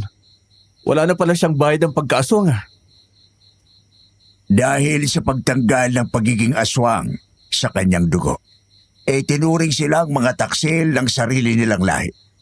Ang pagtalikod sa kanilang tribo ay isang malaking kasalanan. Kaya balak talaga silang patayin ang mga aswang na katribo nila. Oras na tumapak uli sila sa probinsyang ito kung saan sila nanggaling. Kaya pala gusto nila akong kunin ngayon. Dahil gusto nila magiganti sa ginawa ng mami ko noon. Oo, iya. Matagal na silang naghihintay ng pagkakataon na makabalik kayo dito para maisagawa nila ang kanilang parusa sa mga taksil na tulad nyo. Teka lang po, Tatang. Kung gano'n naman pala katinda ang galit nila sa pamilya ni Olivia, bakit po hindi nila hinabol sa Maynila yung nanay niya noon? O kaya itong si Olivia nung bata pa siya? Bakit ngayon lang sila umaatake ng ganito kalala? Dahil may pumigil sa kanila noong, Kaloy, may isang nag-alay ng sarili para hindi na kayo guluhin ng mga aswang habang lumalaki ka, Olivia. Sino po yung tinutukoy niyo, Lolo Mario? Sino nag-alay ng sarili para hindi kami habulin ng mga aswang sa Maynila? Si Rosa, ang taong pilit mong hinahanap dito sa probinsya natin, iha. Ang totoo niyan, si Rosa ay hindi mo lang basta tagapag-alaga. Siya mismo ang iyong lola. Si Nana Rosa? Lola ko po siya. Pero bakit hindi niya sinabi sa akin ng totoo? Bakit nagpanggap lang siyang yaya ko sa loob ng mahabang panahon? Nagpanggap lang siya para hindi ka gaanong magkaroon ng kaugnayan sa kanya. Dahil nasa tabi mo lang naman siya hanggang sa tumungtong ka sa edad na 12 anyos. Bakit po hanggang 12 anyos lang, Tatang? Ano pong nangyari pagkatapos noon? Bakit bigla siyang umalis? Nung nasiguro na ni Rosa na maayos ng lalaki si Olivia sa Maynila, ay bumalik na ito sa tribo. Siyang tumanggap ng parusa para sa kanyang anak at apo. Ibinigay niyang sarili niya bilang kapalit ng buhay niyo, Olivia. Kaya hindi kayo hinabol ng mga aswang noon. Hindi totoo yan. Hindi totoo yan, Lolo Mario. Please, sabihin niyo pong hindi totoo yan. Ibinigay ni Nana Rosa ang sarili niya para sa akin. Kaya pala bigla na lang siya nagpaalam noon. At hindi na muling bumalik pa.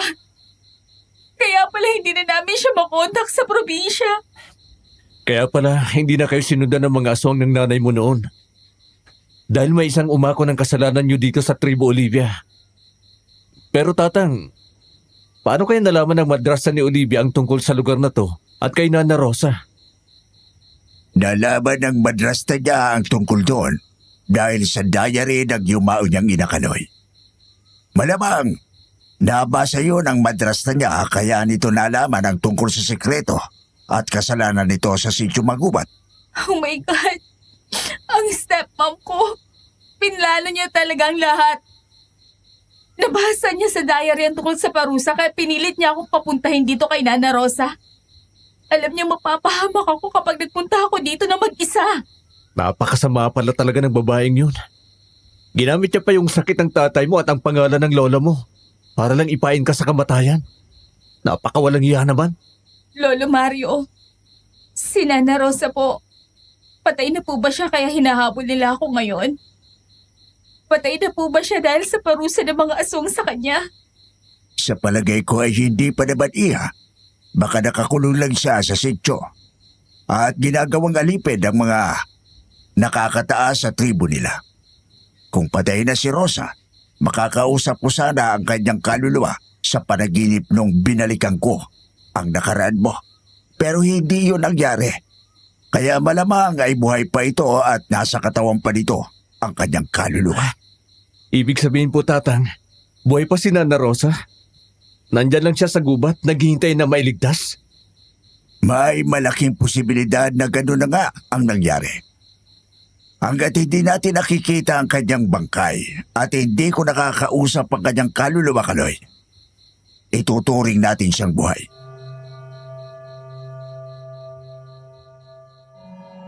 Dahil doon, muling nabuhayan ng kaunti si Olivia na baka may pag-asa pa silang magkita ulit ng kanyang lola at tuluyang mailigtas ito sa kamay ng mga halimaw.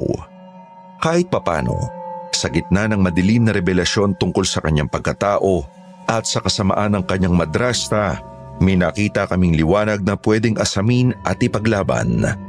Gumaan ng kaunti ang loob ng babaeng mahal ko, kaya nakaramdam na rin ako ng kaunting lakas ng loob na kakayanin naming malampasan ang pagsubok na yon.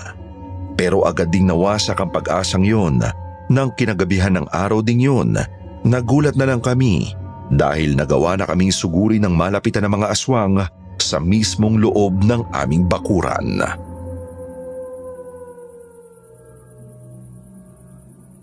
Tatang, ang mga aso sa labas, nag-uumpisa na naman silang umalulong ng napakalakas.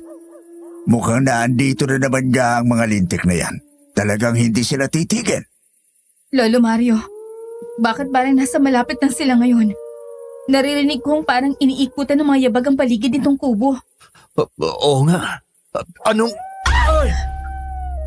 Tatang, anong nangyari? Yung pintuan natin nasira nila. Hindi ba rito? May sumira sa mga proteksyon natin. May nagtanggal ng mga harang kaya nakapasok sila. Magandang gabi, Mario. At sa pumong masyadong matapang. Akala niyo ba? Ay habang buhay niyong may tatago sa akin ang taksil na babae niya? Ikaw? Paano kayo nakapasok dito sa bakura namin? Paano niyo nasira ang harang ni Tatang? Matibay nga ang harang ng lolo mo, bata. Aminado ako doon. Pero walang silbi ang kahit na anong orasyon kung isang tao ang magtatanggal nun at magbubukas ng pinto para sa amin. Pinapasok kami ng isang taong pinapayagan niyong maglabas-masok dito. Kaya wala nang silbi ang mga orasyon at harang ninyo. Tao ang nagbukas? Anong pinagsasabi mo dyan, halimaw? Walang taong papasok dito para lang sirain ang mga harang. Huwag mo kaming linlangin. Wala nga ba? Anong... Teka.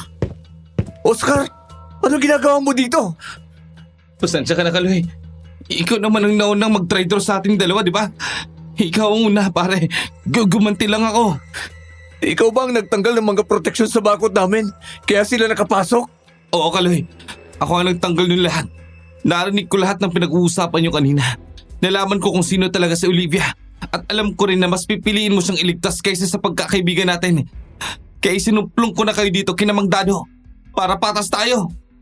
Nasiraan ka na ba ng bait, Oscar? Ipinagkadulo mo ang mga sarili mong kababaryo sa mga halimaw na ito nagdahil lang sa selos? Mapapahamak tayong lahat sa ginawa mo. Magaling ang kaibigan mo, Kaloy. Nakatulong siya ng malaki sa amin. At bilang ganti ng pagsuplong niya sa inyo at pagtanggal sa inyong mga harang, hindi namin siya papatayin. Pero kayong tatlo, siguradong katapusan nyo na ngayong gabi. Mga kasama, sugurin niyo sila! Kunin niyo ang babae at patayin ang matanda! Walang lalapit kay Olivia. Subukan nyo lang. At ako mismo ang puputol ng mga laig nyo. Huwag nyo akong maliitin. Nakanda na magagamit ko po. Hindi nila tayo basta-basta masisinda. Halos gumuho ang mundo ko nang makita kong kasama ng mga aswang si Oscar sa labas ng aming nawasak na pintuan. Hindi ko alam na ganun pala kalala ang tama ni Oscar kay Olivia na aabot siya sa puntong ibibenta niya kami sa mga halimaw. Isinuplong niya kami bilang ganti daw sa pagtatraidor ko sa kanya na siya lang din naman ang gumawa sa isip niya. Gusto ko siyang suntukin at sigawan ng mga oras na yun, pero wala na akong panahon para makipagtalo pa sa dati kong matalik na kaibigan.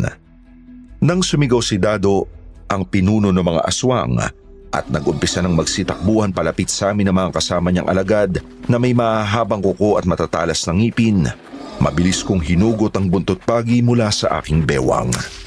Pumuesto ako sa mismong harapan ni Olivia bilang pananggalang niya, habang si Tatang naman ay mabilis na naghagis ng mga inorasyon ng abo sa hangin na naging parang mga nagbabagang uling nang tumama sa maitim na balat ng mga aswang. Daing at sigaw ng mga halimaw ang bumalot sa buo naming bakuran.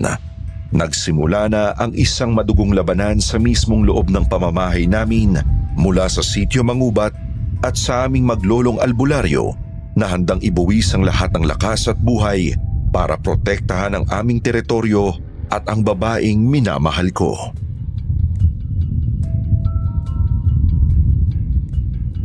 Bilis, Olivia! Pumasok ka na muna sa loob ng kwarto ni Tatang. Huwag na huwag kang lalabas hanggat hindi ko sinasabi. Naiintindihan mo ba? Paano kayo dito sa labas, Kaloy? Hindi ko kayo pwedeng iwan lang dito para makipagpatayan sa mga halimaw na yan. Wala tayong magagawa. Nandito na sila sa mismong bakura natin. Mas mapapanatag ang loob ko kung alam kong ligtas ka sa loob. Pumasok ka na! Sumunod ka sa akin! Makinig ka kay Kaloy, Iya. Punong-puno ng orasyon ang bawat sulok ng dingding ng kwarto ko. Walang aswang na makakapasok doon. Ligtas ka ron. Bilis! Tumakbo ka na, papasok! Pag-iingat kayo, Kaloy. Lolo Mario, parang awa niyo na. Huwag niyo hayaang masaktan nila kayo. Kami nang bahala dito. Susunod kami sa'yo sa loob kung tapos na ito. Pag-ako yan. Kaya pumasok ka na at isara mo ang pinto. Wala makakatapos nito kundi ang kamatayan yung dalawa. Sugod mga kasama! Ubusin niyo ang lahi ng albularyo yan at kunin niyo ang babae sa loob! Subukan nyo! Hindi kayo makakalapit sa pinto ng bahay na ito ng buhay. Itaga mo yun sa bato, Dado! Masyado ka ng matapang bata. Tingnan natin kung hanggang saan naaabot yung tapang mo. Kapag kinain na namin ang laman loob mo, wala na makapipigil sa amin ngayon. Kaloy, sa likod mo! Ako na bahala dito, Tatang. Diyan lang kayo sa may pinto at huwag niyong hahayaang may makapasok ni isa sa kanila. Mabilis kong inihampas ang hawak kong buntot pagi sa unang aswang na sumugod sa akin mula sa itaas. Dinig na dinig ko ang pag-alingaw-ngaw ng latigo ko sa buong bakura namin. Kasabay ng malakas na pag-iyak ng halimaw nang tumama ang dulo ng latigo sa mismong mukha nito. Umusok ang balat ng aswang na parang sinunog ng asido ang laman niya. Sunod-sunod ang ginawa kong paghampas. Kahit na madilim at tanging ang liwanag lang ng buwan at ang maliit na poste namin sa labas ang nagsisilbing ilaw namin, hindi ako nagpatinag. Ramdam ko ang pag-agos ng kaba at lakas sa buong katawan ko. Si Tatang naman, walang tigil sa pagbato ng mga inorasyon ng asin at abo sa mga halimaw na sumusubok umakyat sa dingding ng kubo namin para makahanap ng butas papunta sa kwarto kung nasaan si Olivia. Halos hindi na kami magkandaugaga ni Tatang dahil sa dami nila. Para silang mga langgam na walang katapusan sa paglabas mula sa dilim ng kakahuyan. Sa gilid ng mga mata ko, nakita ko si Oscar na nakatayo lang malapit sa wasak naming tarangkahan, nanginginig at halatang hindi rin makapaniwala sa mismong gulong dinala niya sa amin. Mga duwag! Ba't kayo umatras? Isa lang niyang hamak na binata at isang uugod-ugod na matanda. Sukurin niyo lang sabay-sabay para hindi sila makaporma. Subuko na kayo, Dado. Wala kayong mapapala dito kundi ang sarili niyong kamatayan. Hindi ko hayaang may mamatay na inosente sa pamamahay ko. Wala akong pakialam sa mga panuntunan mo, Mario.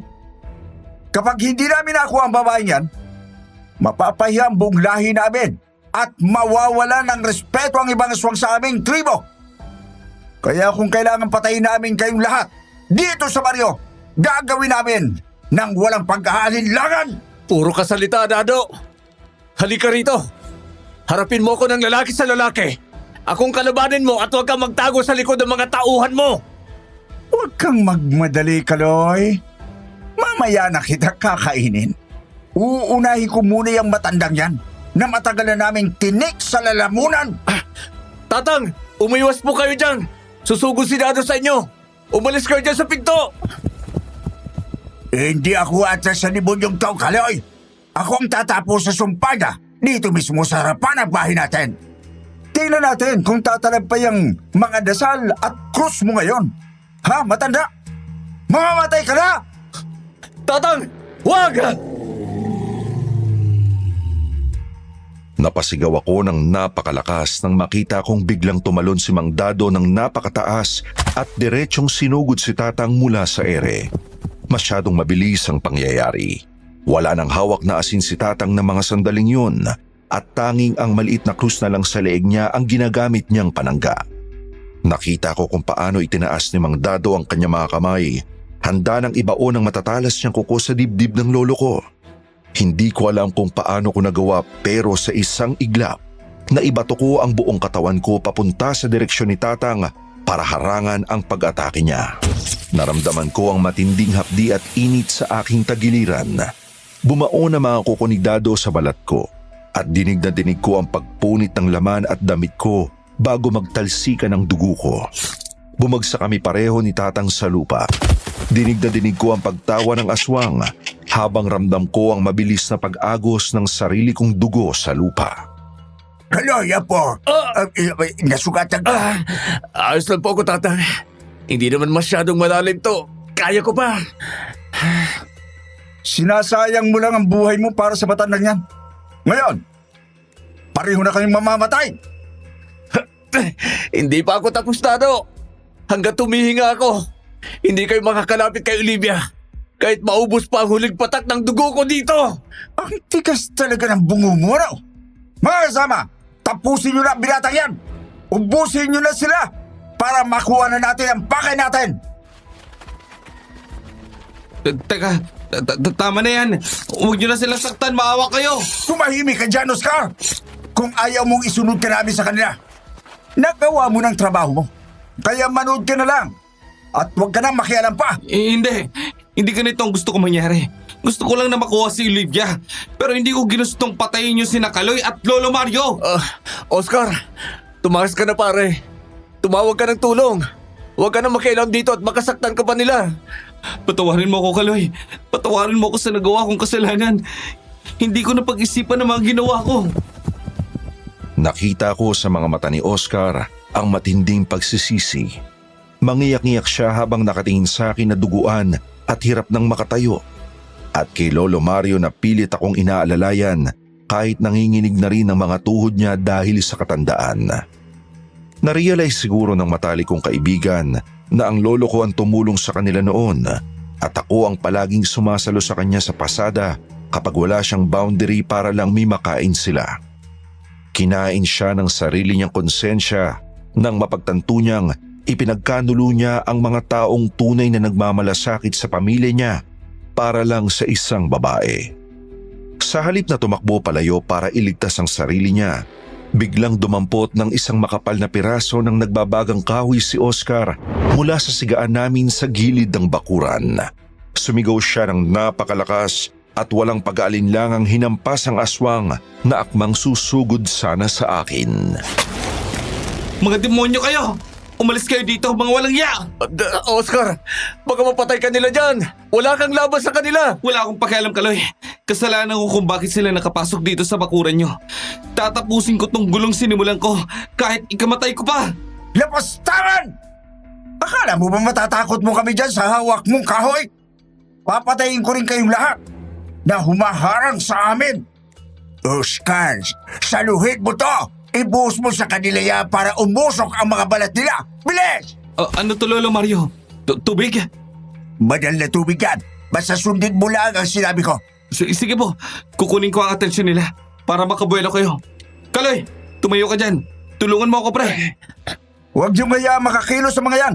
Patayin niyo na sila ngayon din bago pa sila makakilos. Pilit akong tumayo kahit parang hinihiwa ang tagiliran ko sa bawat paggalaw na ginagawa ko.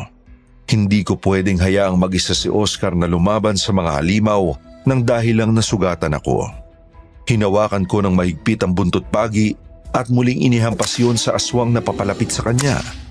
Maganda ang naging laban namin. Si Oscar ang nagbubuhos ng tubig at sumusugod gamit ang nagbabagang kahoy, habang ako naman ang pumipigil sa mga atake mula sa likod at gilid namin. Pero kahit na anong galing at tapang namin, sadyang napakarami nila. Para silang hindi nauubos at palaging may bago na namang susulpot mula sa labas. Habang tumatagal, mas lalo kaming napapagod. Nauubusan na ng banal na tubig si Tatang. Unti-unti na kaming napapaligiran. Nawala na ng apoy ang hawak ni Oscar dahil sa dami ng kinalaban niya. At ang latigo ko naman ay parang bumibigat na ng bumibigat dahil sa panghihina ko sa pagkawala ng aking dugo. Akala ko yun na talaga ang magiging huling gabi namin sa mundo. Akala ko hindi ko na matutupad ang pangako ko kay Olivia.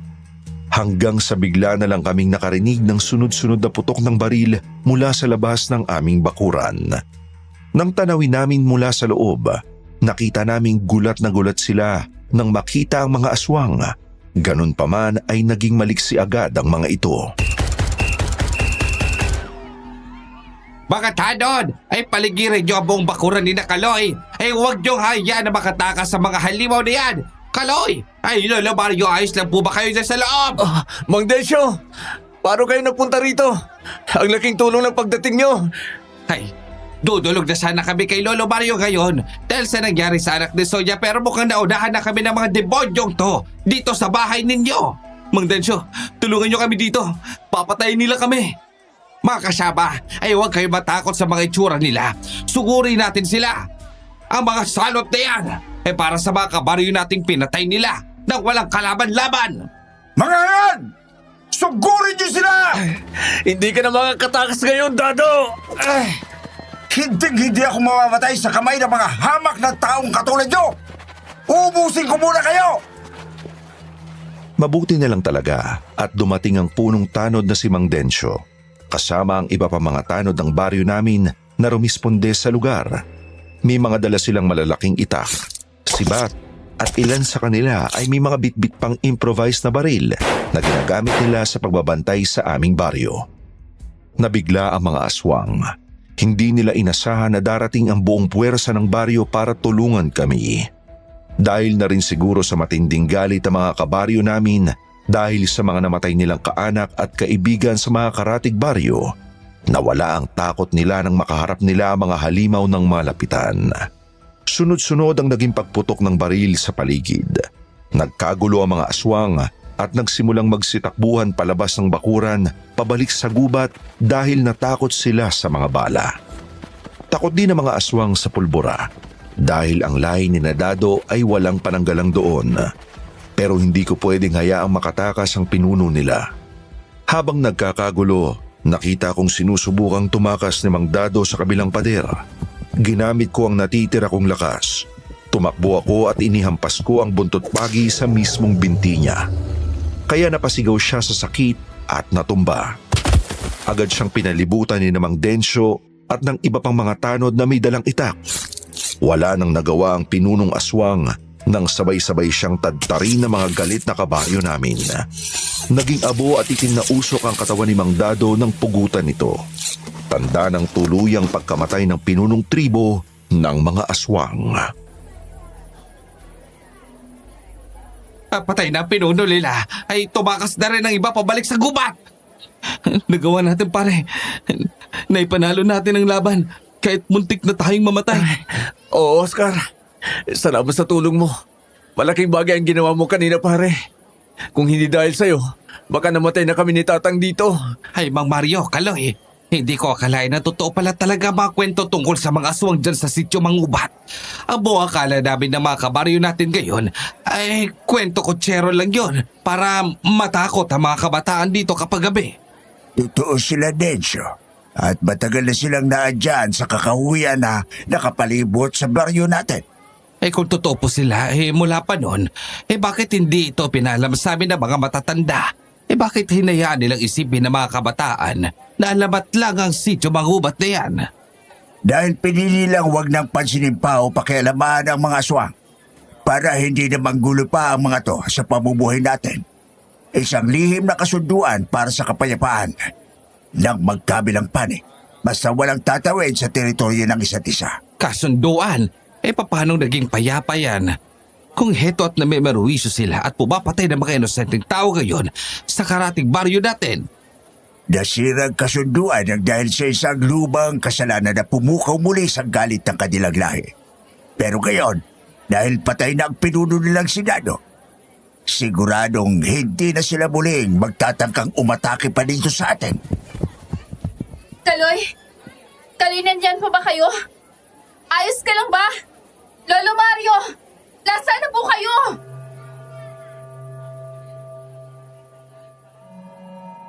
Mabilis na lumabas ng kwarto si Olivia nang marinig niyang tumahimik na ang labanan sa labas ng bahay namin. Agad siyang lumapit sa akin at umiyak nang makita ang duguan kong tagiliran. Pinulupot niya ang mga braso niya sa leeg ko at wala na akong pakialam kahit may mga nakatingin sa amin. Nangihina man, nakaramdam ako ng kakaibang ginhawa dahil ligtas siya. Napatunayan din sa wakas ng mga kabaryo namin na hindi gawa-gawa lang ang mga halimaw at ngayon ay alam na nilang totoo ang banta. Kaya handa na silang protektahan ang lugar nila sa susunod na panahon.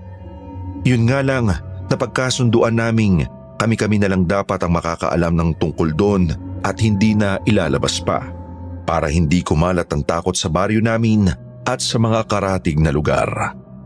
Habang inaalalayan ako ni Olivia para maupo sa hagdan ng kubo at habang nililinis ng mga tanod ang bakuran, isang pamilyar na figura ang dahan-dahang lumabas mula sa dilim ng kakauyan malapit sa aming pader. Nakasuot ito ng luma at maruming duster. Nang matamaan ng liwanag ang kanyang mukha mula sa mga flashlight ng mga tanod, halos matulala si Olivia sa nakita niya.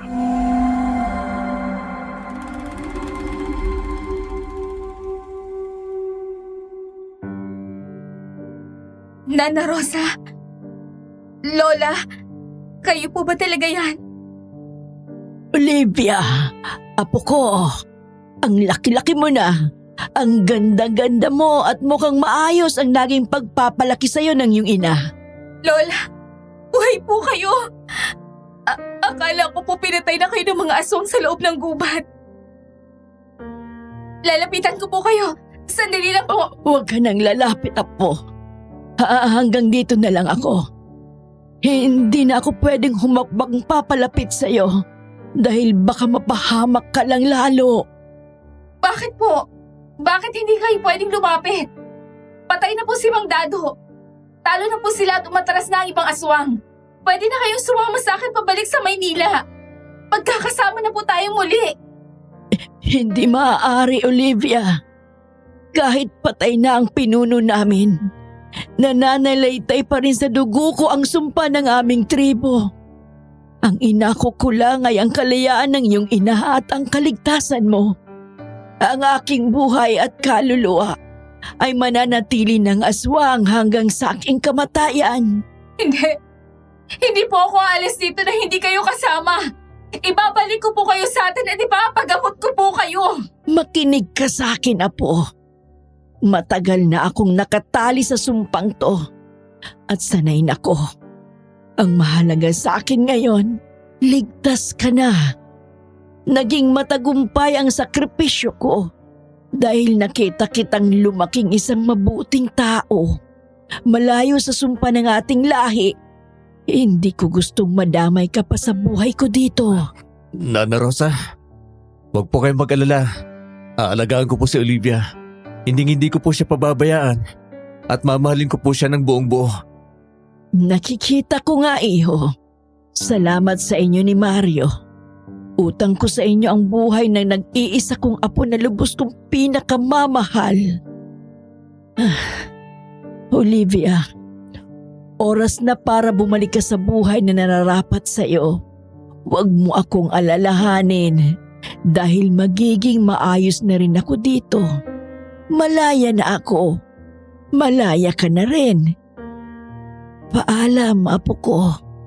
Mahal na mahal kita.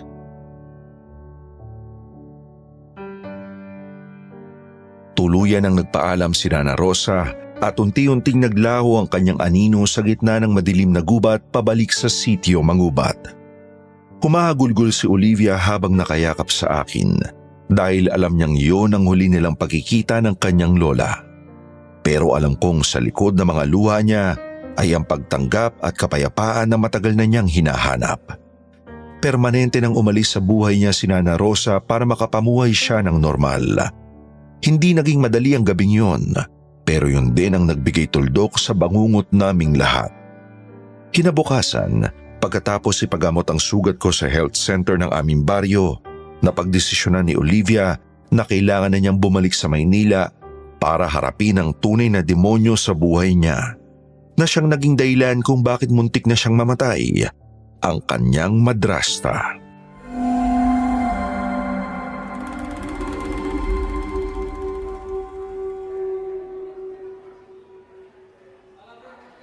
Kaloy, aalis na ako. Maraming salamat sa lahat ng ginawa mo para sa akin. Kung hindi dahil sa inyo ni Lolo Mario, baka wala na ako ngayon sa mundong ito. Huwag ka na magpasalamat, Olivia. Ginawa ko yun dahil mahalaga ka sa akin. Basta mag-iingat ka doon sa Maynila, ha? Sigurado ka bang kaya mo nang haraping mag-isa yung madrasta mo pagdating mo doon? Kaya ko to, Kaloy. May mga ebidensya na ako ng mga kalokohan niya. Ipapakulong ko siya sa ginawa niya sa akin at sa pagnanakaw niya sa pera ni Daddy. Wala siyang laban dahil hindi naman sila legal na kasal ng tatay ko. Kaya mapapalayas ko siya agad sa bahay. Galingan mo doon, ha? Hihintayin kita dito sa probinsya hanggang sa bumalik ka. Hindi magbabago yung ipinangako ko sa'yo na pamahalin kita. Babalik ako, Kaloy. Pangako yan. May aayusin na ako at titiyakin kong magiging maayos ng lahat bago ako bumalik sa'yo. Hihintayin mo ako, ha? Miss Olivia, mag-iingat ka sa biyahe mo pabalik ng syudad. Pasensya na ulit sa nagawa kong gulo kagabi, ha? Naging tanga ako. Ayos na yun, Oscar.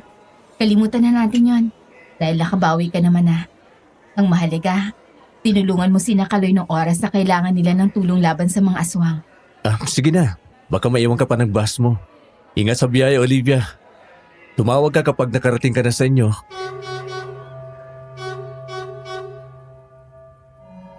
Pagkatapos ng madramang paalam namin sa terminal, tuluyan nang umuwi si Olivia sa Maynila. Ayon sa mga naging balita niya sa akin sa telepono, pagkalipas ng ilang araw, naging matapang siya sa pagharap sa kanyang madrasta. Nalaman niya na maliban sa pagtatangkang ipapatay siya sa mga aswang para masolo ang yaman nila, matagal na rin palang may ginagawang anomalya at pagnanakaw sa negosyo at pera ng kanyang daddy ang babaeng yun. Walang nagawa ang madrasta niya kundi ang sumuko ng kasuhan siya ni Olivia. Pinalayas niya ito sa kanilang pamamahay at tuluyan na itong nakulong dahil napatunayang wala itong karapatan sa kahit na anong sentimo, lalo na at hindi naman ito kasal sa daddy niya. Sa kasamaang palad, dahil sa sobrang lala ng sakit ng daddy ni Olivia, hindi na ito gumaling pa at tuluyan na itong namayapa pagkalipas ng ilang buwan. Naging malungkot man ang naging kapalaran ng kanyang ama, kahit papano ay masaya na rin siya dahil nabigyan niya ito ng hustisya laban sa mapagsamantalang madrasta. Samantala, habang naghihintay ako sa probinsya sa kanyang muling pagbabalik, nagkausap naman kami ni Oscar.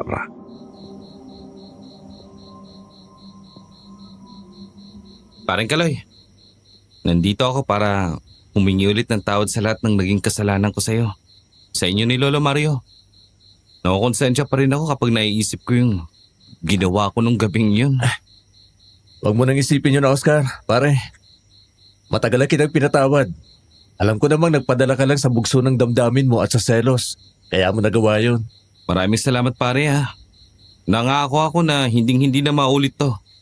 Sinerte lang tayo at nabuhay pa tayo. Pero alam kong muntik na talaga tayong mamatay dahil sa katangahan ko. Ang mahalaga, pare, natuto ka na. At saka kung hindi ka rin naglakas loob na tumulong sa kalagitnaan ng laban, baka hindi na rin kami inabutan ni Mang Densyo ng buhay. Quits na tayo doon, pare. Salamat Kaloy. Mula ngayon, susuportahan ko na kayo ni Olivia. Bagay naman talaga kayo eh. Mas pogi lang talaga ako ng konti sa'yo. Pero mabait ka naman, kaya ayos na yun. Gago! Kahit kailan talaga, puro kakalokohan. Tara na nga, pumasada na tayo at baka mahaba na naman ang pila sa terminal.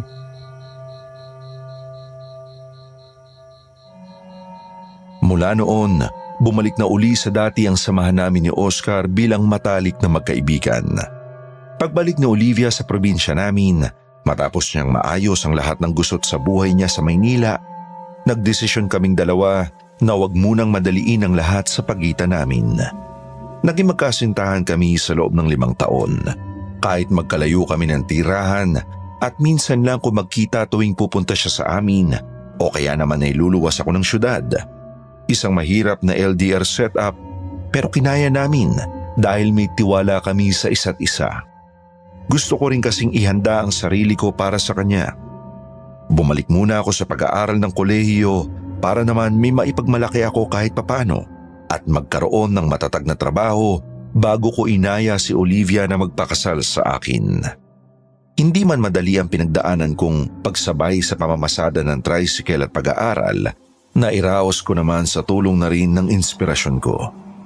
Sa ngayon, masaya pa rin kaming nabubuhay na magkasama ni Olivia kasama ang pamilyang binuo namin.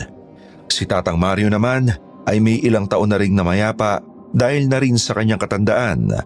Pero ang mga turo at alaalang iniwan niya ay mananatiling buhay sa isip ko.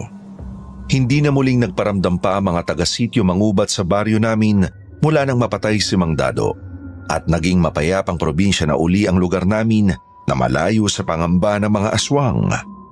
Dito na nagtatapos ang aking kwento. Ako po uli si Kaloy at maraming salamat po sa inyong matyagang pakikinig sa naging karanasan ko na nagsimula lang sa pagpapasada ko ng tricycle. Isang malaking karangalan ang maibahagi ang aking istorya dito sa Kwentong Takip Silim. Hanggang sa muli po at magandang gabi po sa inyong lahat.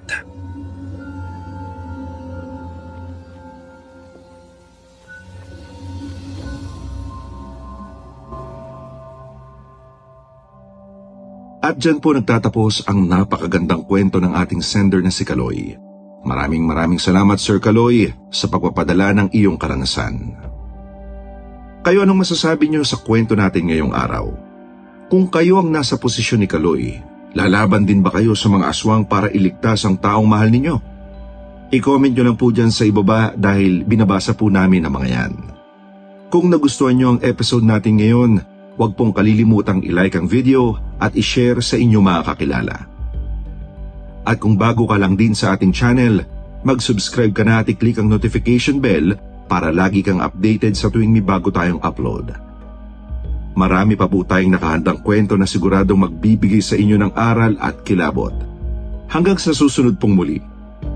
Ito po ang Kwentong Takip Silim at ako ang inyong lingkod si Sir Jag na bumabati sa inyo ng magandang gabi at mag-iingat po tayong lahat.